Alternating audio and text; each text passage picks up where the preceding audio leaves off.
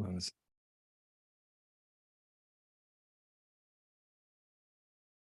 It did not switch to the live event for some reason. I see it live in the corner. Oh, you do? Yeah. But I'm not seeing it on my social. If you guys are with us, we are just having a technical small difficulty here. Just give us 1 second, and then we're going to be up and rolling.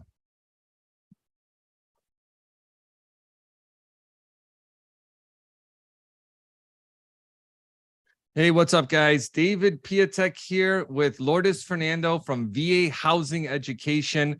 I'm excited to have you guys be part of our class today, talking about how appraisals work and escrow holdbacks, because it is a huge component and probably the number one question that Lourdes and I get from listing agents and buyers. So Lourdes Fernando, she's amazing. She's a realtor. She's an instructor with VA Housing Education. You want to say hi to everyone, Lourdes? Hi, I'm Lourdes Fernando here in the Chicagoland area. Veteran myself, and also a real estate agent for 5 years. Love to train, love to teach. And this is, like David said, I get a lot of calls on VA appraisals. So I'm really excited to teach this class today. Oh, yeah. Yeah. It's the number one thing that we get from folks on this. So at VA Housing Education, we provide education for the real estate community along with consumers. It just empowers you to be able to make better offers and win more contracts, right? We've done thousands of deals, and we want to just be able to push this information out to the community. We do monthly webinars every second Tuesday of the month. We do one for realtors, and then like this evening we're doing a presentation for consumers, and then also doing one for careers in real estate coming up in a couple weeks. So a lot of exciting stuff that we provide to get folks engaged in order to help military members become homeowners. So some of the things that we're going to cover today is the common misconceptions around the VA appraisal. We're going to talk about what Tidewater is. It's actually a pretty cool feature. It's Tidewater is where, let's say, value comes in low, the lender is notified or potentially can come in low. And that breaks, at least for folks to be able to have a chance to get the appraised value that they're looking for. We're going to talk about the appraisal timeline, what that looks like. We're going to talk about what is called a reconsideration of value. Hey, appraisal came in, it came in short still. And how do you then go about rebuttaling it? And all the information we're talking about is also very current, because the VA just did a presentation at their loan summit about how the actual process works. So just give me 1 second, guys.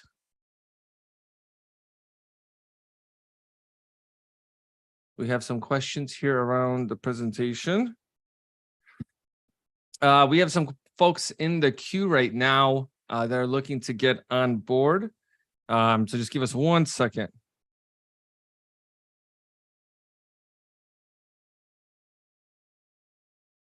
It might just be some kind of glitch in the Zoom system. We're having folks having a hard time being able to join the Zoom. But again, we're also doing this live across all platforms for that. So we're also going to be talking about new construction, condos, planned unit developments. That's also another big sore point for a lot of military members. And what does it look like when clients want to switch lenders and that appraisal process? We're also going to talk about repairs and escrows and some of the miscellaneous things that really happen with these loans that people might have a question on. Again, there's going to be a lot of information that we're going to be going over today. So don't get overwhelmed. I tell you that because it's, we've done this for a long time. So we have a lot of information to be able to provide to the community. And if you're a realtor or a consumer, it's just important to know how these things work and how they look with that. And this is kind of common across the board, right? For what a lender and a realtor should know going into a transaction. And this is basic upon all loan products that are out there. So let's go over some of the misconceptions of VA appraisals. One thing that, Lourdes, you and I get a lot is that they require extensive repairs to be done on the property. Now, what's your take on that? Do you normally see like a list of 50 different things? Yeah. I do it. That's a total misconception. So we are going to go over what to look for as real estate agents when we are walking through the properties. But yes, a lot of the agents, they say, "Oh, we don't want to accept a VA offer because it's not turnkey or because they do require for you to replace everything." And that's not really the fact. So that's why we are going to go over exactly what the VA does look for and how you can also, when you're representing your clients, be able to relay that over to the listing agents. Right. And another component with that is that they always think that the appraised value is going to come in low. And that's definitely not the case, right? A lot of our appraisals come in at value. The only time where there might be, let's say, a potential issue is when a property truly is, way over list price, but that's something that or let's say the market doesn't support the value. Okay, well, that could be a real issue for individuals, right? And you're able to review that, or at least be able to know going into that, does the client have the money to be able to make up the difference for that, right? Again, and we've been very successful with overturning appraisals to get the value that clients are looking to purchase for, because they don't necessarily want to do the difference in down payment, but that option is there. Another misconception that we get is that the process takes forever. And, we'll hear 30 days, 45 days, something crazy for the appraisal process. Now, if you're buying in a major metro area, right, like let's say Chicago, Arlington, Virginia, major cities in Texas, really any major cities, the turn times are relatively fast. And we're going to actually show you where the VA publishes their turn times, and they're on average about 10 business days, right? And sometimes, Laura, it's like we'll order an appraisal and like 3 days later we have a report back, and I'm like, holy cow, like how did that happen? Which, those are the unicorns, I think, of the of VA appraisal realm. But typically they'll take the 10 business days. Now, unless you're in a rural area, okay, then it could take a little bit longer, because in general, they're going to have less appraisers that go out to it. But again, if you're in a major area, it's pretty simple. And like we talked about, property does not have to be in perfect condition. And the VA publishes its minimum property requirements.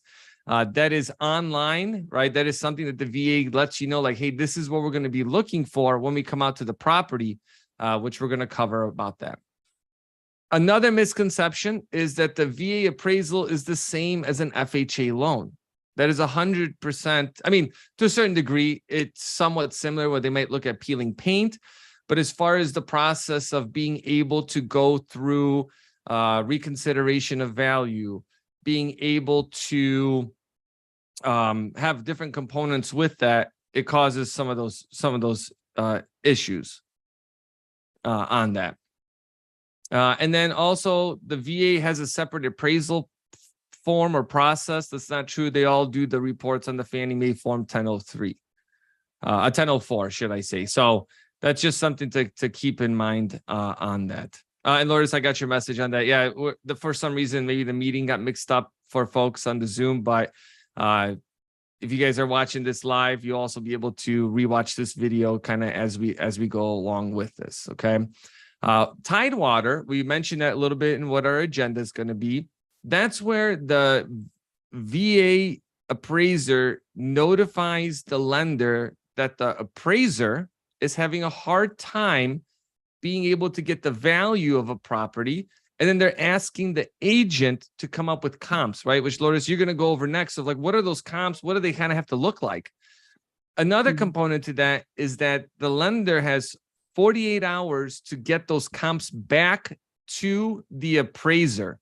So it's important to know, because once you miss that timeline, you now have to wait for the reconsideration of value, which actually it's a longer process, and you definitely don't want to be in that position, right? You want to be able to allow the appraisers to get the agents to get the comps to the lender and the lender to submit them. Now, if the lender doesn't contact you because of that Tidewater, well, it falls on them, but still, like, you're kind of locked out of that. I don't know. Have you ever run into a situation where a lender didn't notify you of a Tidewater? They notified me. We had literally a day to get everything in. And they came back and they didn't even look at our comps, and we didn't appraise. So Wow. yes, it's important for us to get that information as soon as possible. And then also when we do receive that Tidewater notice, I always ask so that I know how many days I have. When did this get sent to you? Because Right. literally they only do those 2 business days and then it's a wrap. You can't really do it. So you're kind of wasting your time. Right. And that's the challenge, I think, for a lot of I would say like the bigger lending institutions, because then they're not on top of that to be able to actually send that in a timely manner, right? Have you run into that? Yes. Mhm. Yeah. So this is why when your clients are working with a lender, it's important that they work with experienced ones, because they'll know how to look for these small things to be able to get them up and running and out to individuals. So Lourdes, why don't you talk about what are the types of comps that you can use? How does that look like? And just to kind of forewarn people, typically when you submit these, they're just submitting MLS comps, right? That's all you're submitting in this initial Tidewater phase. So Lourdes, take it away. Yeah. So when we actually look at a property and we're submitting the offer, we always run the comparables. And we do it just based on what an appraiser does. So we try to do the exact formula that they have. So we look for all closed transactions. Now, if there is no closed transactions, then we usually will do uh, like 8 months out to, and then we start to go up to a year. Then we start to expand more than a 1 mile radius. So we play with the filters a little bit to see if we can find some comparables. But if there is some that sold within the last 6 months, 1 mile away, we also look at the like properties. So if it's a ranch style home or if it's a 2-story home, a newer building, we do run all of that. We run through all the scenarios just to make sure that it is like that subject property. We look for 3 closed comps, the physical characteristics of the property. So if it's a total gut rehab, we're looking at properties that are total gut rehabs. If they are in a specific subdivision school district area, we also consider that. We look at the sales data, if there's any credits that the other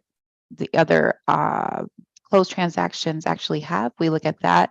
We also look at the distance between them. So once again, we go for 1 mile out, and then if there is no comps, then we go 1.5 miles and we go 2 miles. And in some rural areas, we do have to go. I think the most I've ever done was like 5 to 10 miles. So it just depends on the area. And then once again, we do look to make sure that it's within 6 months first, and then we start to go up. The furthest I've ever gone was 2 years, and that was just because there was no comps whatsoever. So we do look based on what is out there. And if when we're writing the offer, I don't find any comps, I make sure that whatever I do find to justify that price, I'm giving over to the listing agents when the appraisal comes. Because if I can't find them, then the appraiser's also going to have a hard time. So it's very important for you to hand these over to the appraiser. And then I'm also going to cover the comparable sales data. So when we are looking at this, we are looking at the sales price, the date of sale, the gross living area, which is the square footage of the property. Now, in certain areas, we do have things called basements. I know in California, I had no idea what a basement was, but there are basements in certain areas. Now, they don't always count the square footage of the basements if there's different scenarios for that, but most of the time they don't. Now, there was one situation where they did count the basements and all the rest of the comps for the square footage, but when the appraiser came to ours, the listing agent didn't list that square footage, so it appeared very small. And we didn't get that valuation that we needed to get. So I actually had to tell the listing agent to alter the MLS, and then we sent that over to the appraiser. Now, it's very important to also, if you are representing your client, to give, meaning you're the listing agent, it's very important to give a list of renovations and the age of the mechanicals, any type of upgrades. I always hand that over to the appraiser. And even on the buy side, I do ask the listing agent if we know we're going to have an issue with finding relevant comps. We want to make sure that we give those list of items so that way they can see, okay, there's all these renovations, this homeowner put all this in. And then also, if there is multiple offers, it's very important that they know that, hey, this was a multiple offer situation. That's why we have valuations a little bit higher than what the list price is. The number of offers. There was a property that we had listed and it received a total of 36 offers. And this was when the multiple offer situation first started. And it was a really popular house and we had 36 offers, and I let the appraiser know because we received offers $60,000 over ask, and then we went with right in the middle, right around 40. So I had to give all that information out. The floor plans, if you have a floor plans, especially since if square footage is in question, it's important to hand that over to the appraiser as well. Attics can count towards the appraised value. Below grade areas in certain circumstances can count towards appraised value. And then once again, basements, they're a little iffy. Sometimes they do not count towards the appraised value. So we will see in certain areas where it'll break it down. It'll say a 2+1, meaning it has 2 bedrooms above grade and then 1 bedroom below grade.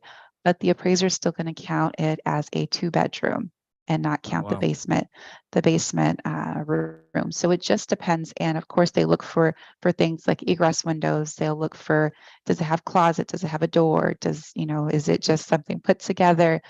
So sometimes they won't even count it, and it's just based on the appraisal or the appraiser. And then also they look for the finished and unfinished basement. So that does carry some value, but not as much as it would cost. Sometimes it's just $10,000 or $20,000 valuation for a finished basement, but it can cost someone about $40,000. So that's another thing when you're looking at value, what actually holds compared to the other properties. That's awesome. Yeah, that's a lot of good information. All right, let's talk about what happens after what actually happens in the actual appraisal, right? Because Lourdes, you mentioned that you submitted your information and then the lender didn't even do anything. The appraisal came back low, right? They didn't even use the comps. So the thing is that when the lender receives a copy of that notification or the actual appraisal, in there, it actually is supposed to note that you submitted comps, what comps you submitted, if they used them, and if they didn't use them, and why, right? And that's something that, like from a lending side, you share the appraisal with the consumer, and then the consumer can share the appraisal with the realtor so they could look at it and make sure it's right. And the lender should also be doing the same thing by reviewing those documents to ensure that all of those things are going to be compliant, right? And if there's also any type of repair items that the appraiser is going to note, they're going to note that all in the appraisal as well. So it makes that process at least a little bit easier. Now, let's say they don't. They say, "Are you still submit comps?" And you're like, "You know what? I disagree with the VA." But at this point, the appraisal has been already submitted to the VA, right? So now you have to take a separate course of action, right? Tidewater is pretty straightforward. The part that gets a little bit more complicated is when you have to do what's called a reconsideration of value.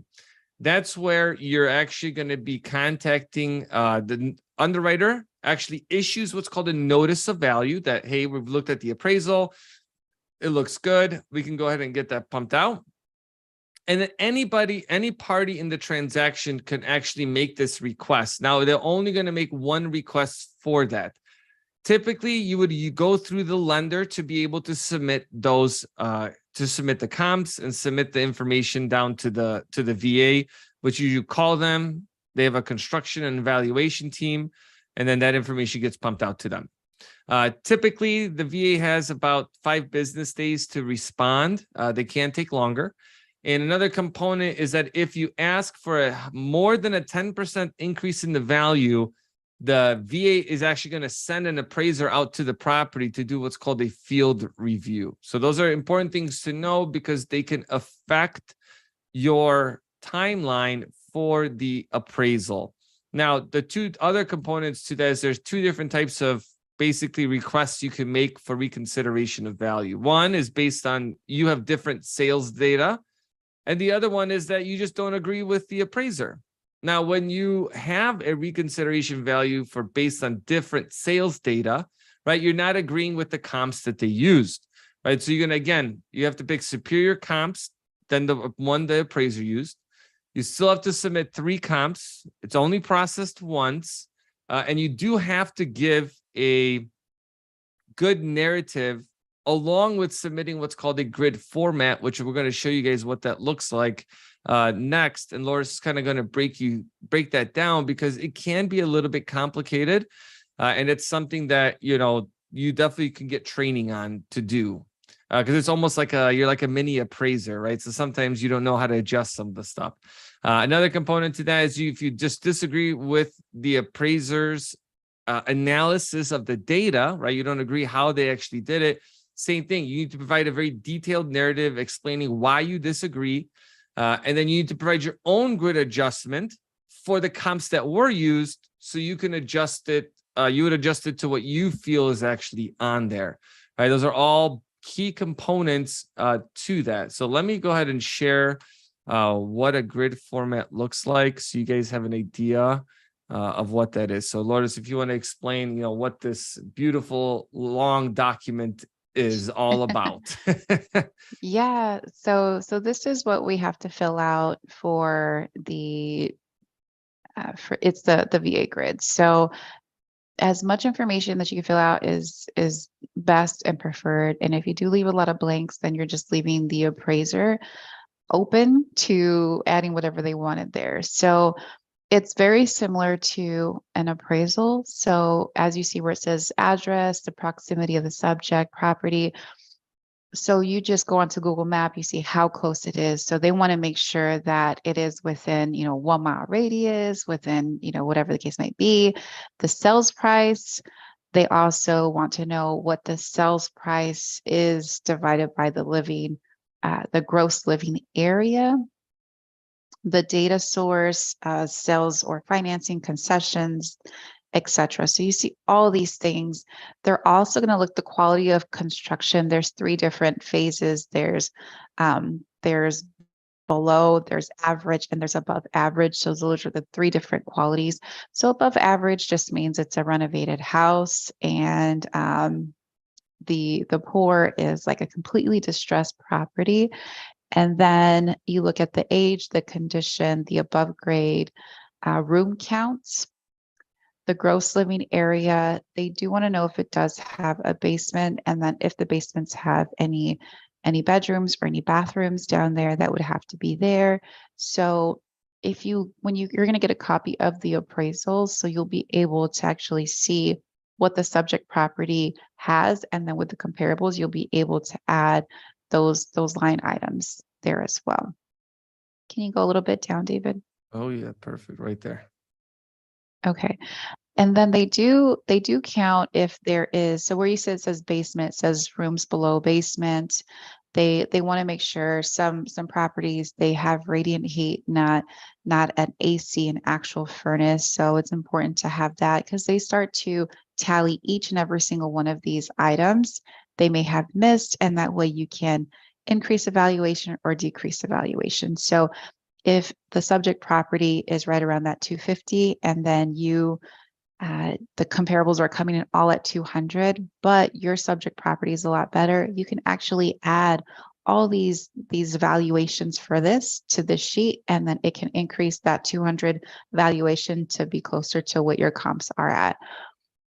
They also look at pools, porches, and patios. For the pools, if it's above grade, they don't count that at all. If it's below grade, then that's something that they can add the valuation, but it's very important.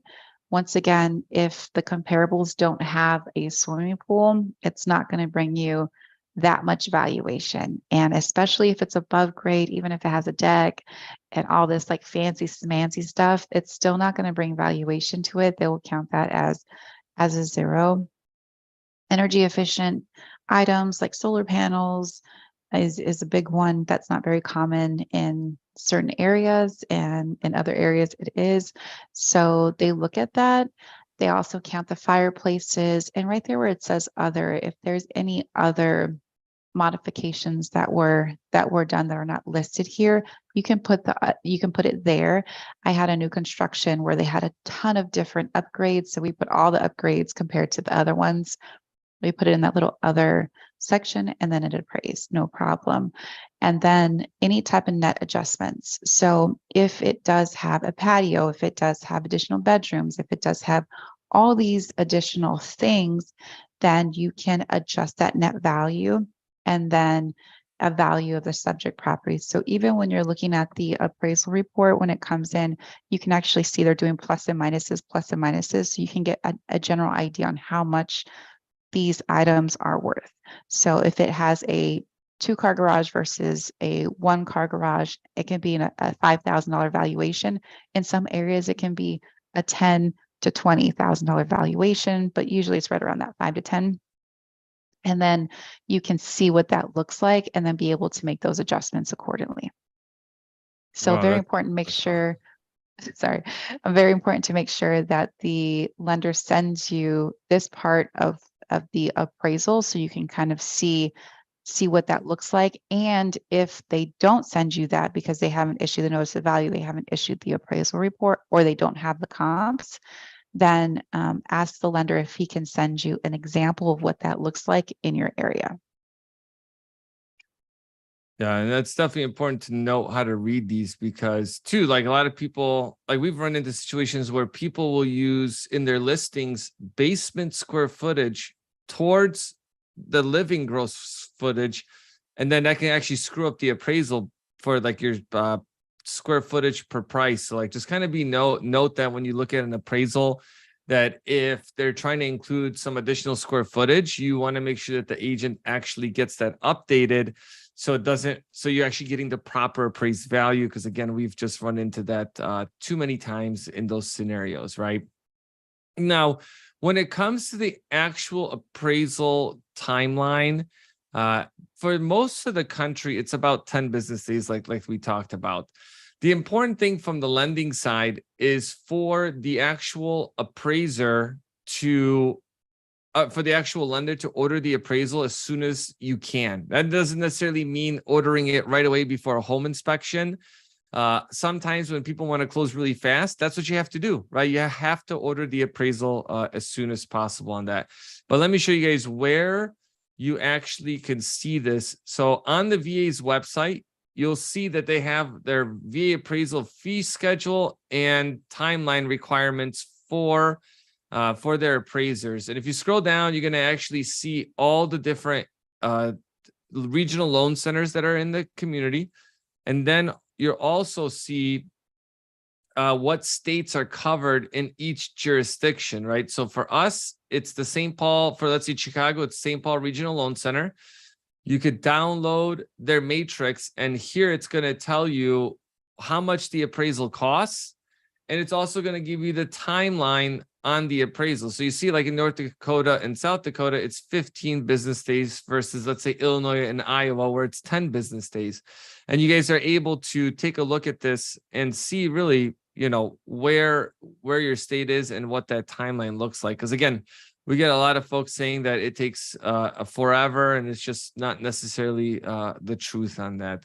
But Lourdes, why don't you talk to us a little bit about what new construction, planned unit developments, and condos look like, because this is something like, you know, we could both relate to, because, you know, it's definitely an important component. And when we talk about new construction as well, there's a difference, right?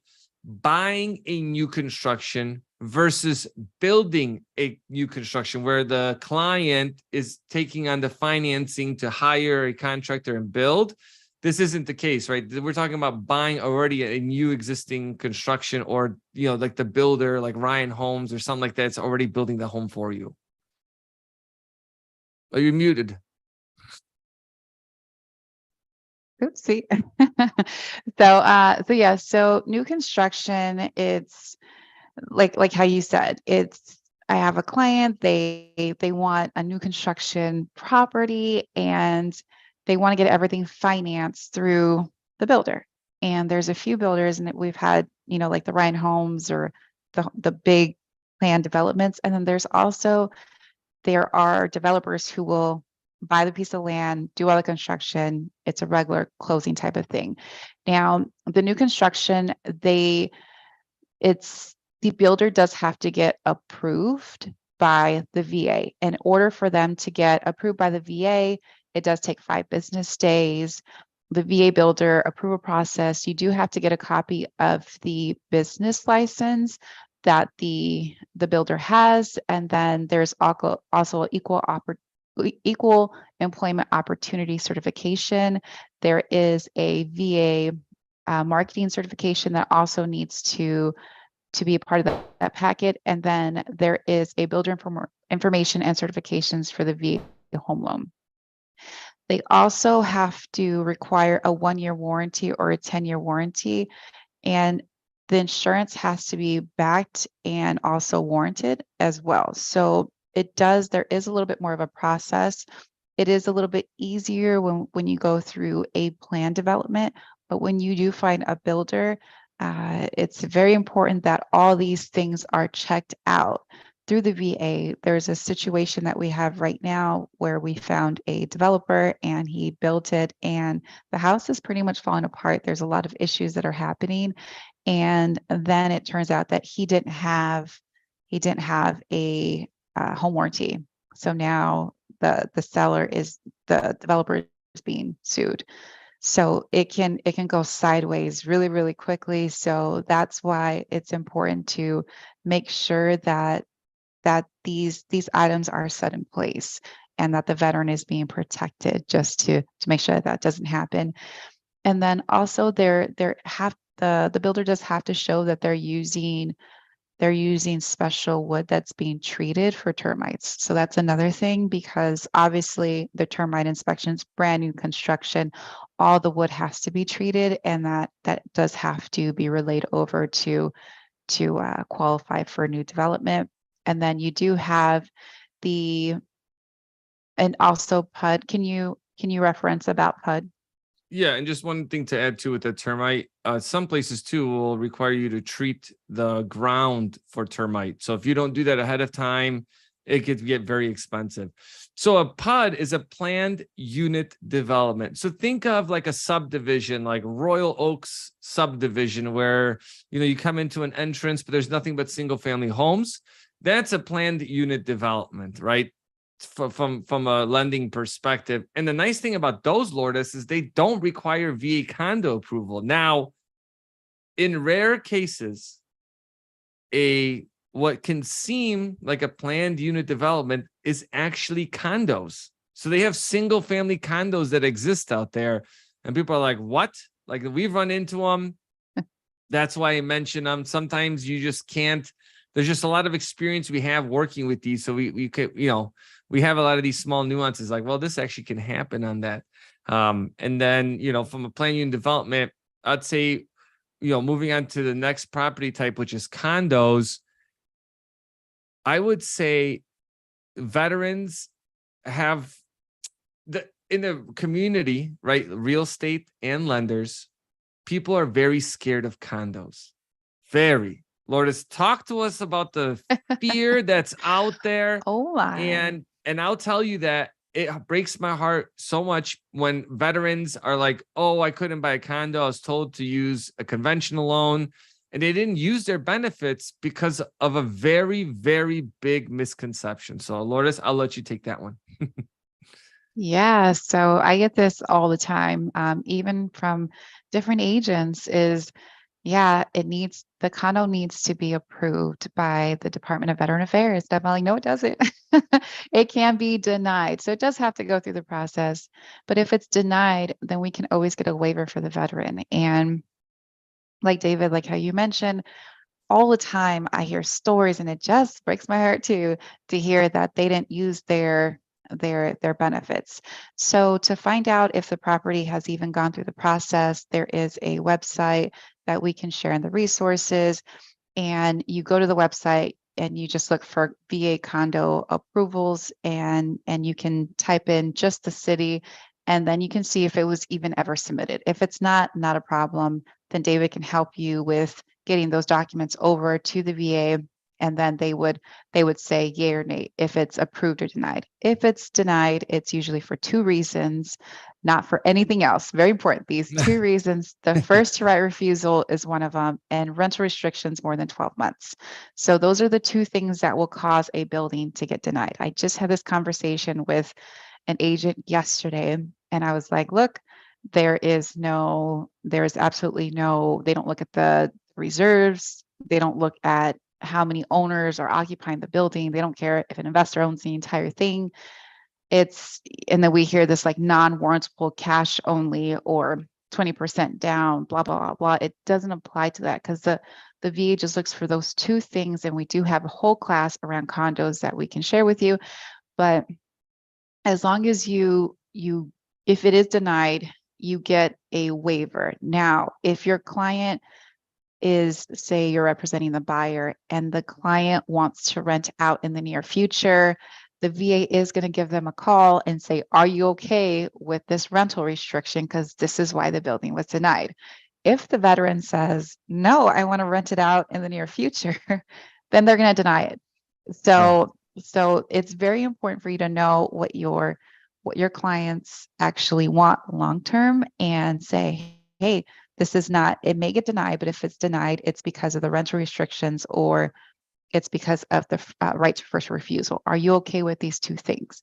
And if they say, no, I'm not, then don't even waste your time. But if they are, then go ahead and apply for that waiver. Right. Yeah. And the thing too, people will always say like, well, too many renters in the building, too many blank or blank. We're like, that has nothing to do with the VA.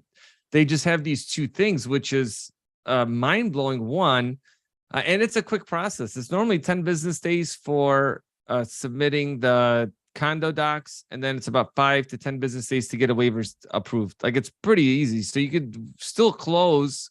Majority of the time it's 30 days or less, even if there's a condo involved. So keep that in mind when you're going through that. Yeah.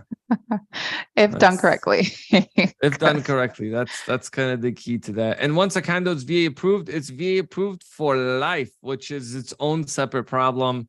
You definitely want to review those condo docs with your agent and or attorney. So let's talk about if you want to change or the client wants to change lenders, what does that process look like? Because I think sometimes people will, and I hear this, so I know it's like people have this notion that, oh, I already have my appraisal with someone, I can't switch lenders. That's not the case. It's a pretty easy process to be able to switch lending institutions.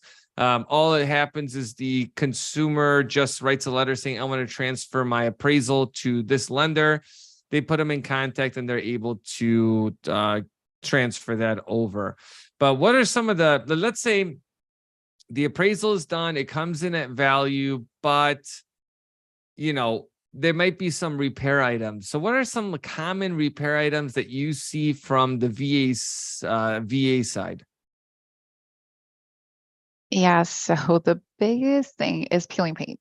I mean, even if it's after lead was even an issue, say even I had a property, it was built in 1992, and there was peeling paint on the gas meter, and it was on something, and it was peeling and around the garage, and they called that out. So peeling paint, any peeling paint would be called out. The foundation, we get this very common if it's a basement and the foundation is completely bowed or severely deteriorated. That's something that the VA will call out. Broken windows, if the window is even cracked, like they will call that out. So if you know that there's a broken window and you represent the buyer is like, hey, I'm gonna change out all these windows anyways. you may want to lower the shades so that the appraiser doesn't hold it up, because then they would have to do it within 90 days, and we'll talk about what that looks like. No running water. So there are some properties where, everything has been flushed out and it's been winterized. You do have to turn on the water for when the appraisal gets there. So when you're looking at some of these properties, I get the question all the time, can I buy a HUD home, or can I buy a bank-owned home? Yes, absolutely. But during the appraisal and inspection, well, inspection I would, but during the appraisal, the water has to be on. It has to turn on. They will go and check it. And then it does have to be habitable. What does that mean? Is it cannot be like a completely distressed property where you can't just at least move in. Now, it doesn't have to be completely renovated, all brand new. It just has to be habitable. And a good question to ask yourself, can I live here and be okay? And then if the answer is yes, more than likely it'll be habitable. They do look for roof leaks. So if the appraiser goes in and there's some drips coming down from the roof, they're going to call that out. Air conditioning is not required. So that is not a requirement. But if it's on the contract, they do require the AC to be installed, and they'll come back out and charge your client a fee to go back out and to make sure that the AC is there if it's on the contract. So if you're walking through a property and they say they're going to put the AC at closing, which is very common. They don't want people to steal the AC, etc. That's great. But if you see that, then do a separate addendum. Don't put the AC on the contract, because it will hold up the closing, hold up the process. And sometimes it can cause a delay in the closing because we're waiting for the appraiser to go back out there. And sometimes they can't go back out there within 1 or 2 days. They'll take like a week, or I'm going to go on vacation. So whatever the case might be. So very important. Don't put it on the contract. Do a separate addendum. If appliances are agreed upon, if anything is not going to be there by the time the appraiser goes, put it on a separate contract just to avoid them from coming back. And then termite issues. Very common if they do see little tunnels in the basement, and that's why we want to make sure we have the termite inspection done, or during the inspection, just to make sure that that's not going to be an issue.